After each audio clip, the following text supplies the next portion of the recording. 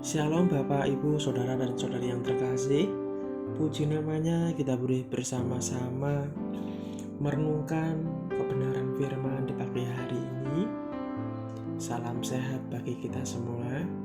Sebelum kita mulai merenungkan kebenaran firman di pagi hari ini, mari kita bersatu di dalam doa.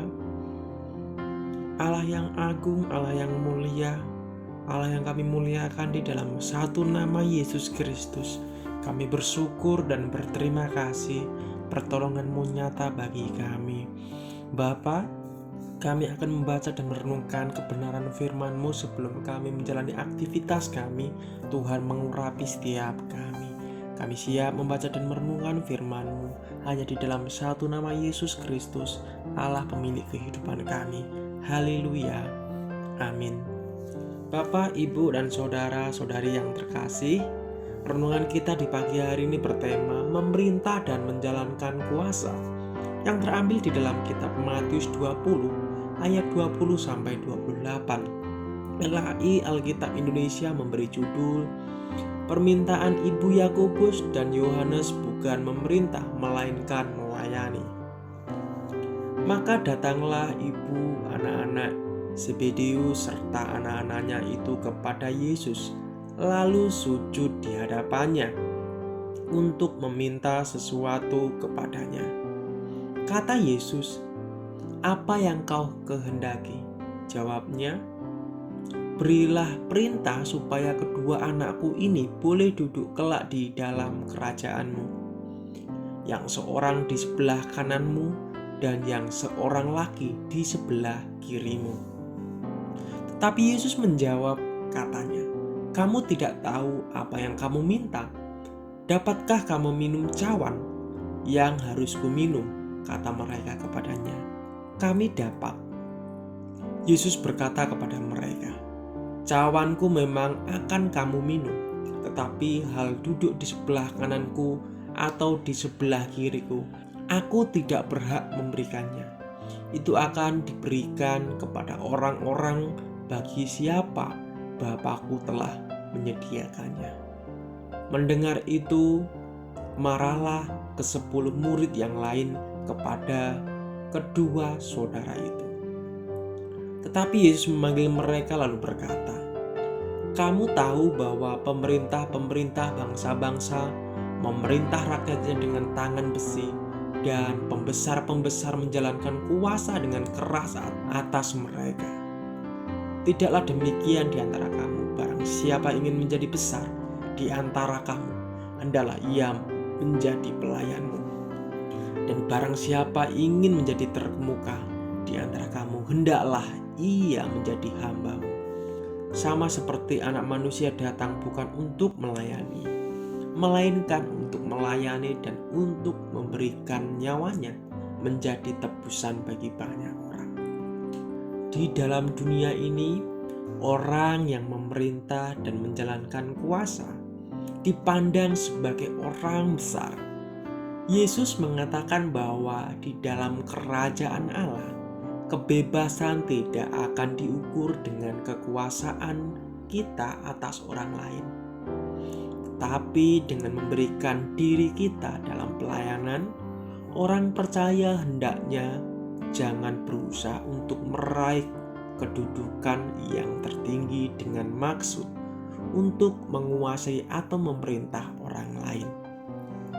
Sebaliknya, mereka harus memberikan diri untuk menolong orang lain dan khususnya bekerja demi kesejahteraan rohani semua orang.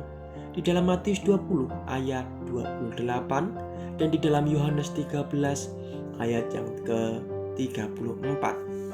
Tebusan berarti suatu harga yang dibayar untuk memperoleh kebebasan seseorang. Dalam karya penebusan Kristus, kematiannya merupakan harga dibayar untuk membebaskan manusia dari kuasa dosa. Kita dibebaskan dari hukuman di dalam Roma 3 ayat 25 dan sampai 26. Kristus Yesus telah ditentukan Allah menjadi jalan pendamaian karena iman dalam darahnya. Hal ini dibuatnya untuk menunjukkan menunjukkan keadilannya karena Ia telah membiarkan dosa-dosa yang telah terjadi dahulu pada masa kesabarannya. Maksudnya ialah untuk menunjukkan keadilannya pada masa ini, supaya nyata bahwa Ia benar dan juga membenarkan orang yang percaya kepada Kristus. Menekankan beberapa kebenaran mengenai kematian Kristus. Yang pertama, kematian itu suatu pengorbanan, yaitu korban darahnya di dalam 1 Korintus 5 ayat yang ke-7 dan di dalam Efesus 5 ayat yang kedua. Dan yang kedua, kematian itu adalah untuk orang lain, yaitu Dia tidak mati bagi dirinya sendiri, tetapi untuk orang lain. Di dalam Roma pasal yang ke-5 ayat yang ke-8 dan juga di pasal yang ke-8 ayat yang ke-32.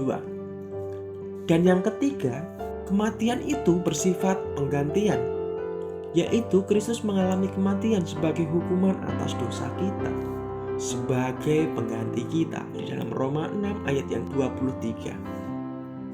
Kematian itu adalah mendamaikan, yaitu kematian Kristus demi orang berdosa, memuaskan sifat Allah yang benar dan keadaan moralnya, sehingga dengan demikian mengalihkan murka Allah dari orang berdosa yang berbuat. Integritas Allah menuntut bahwa dosa dihukum dan korban pendamaian dibuat untuk kita melalui korban pendamaian oleh darah Kristus.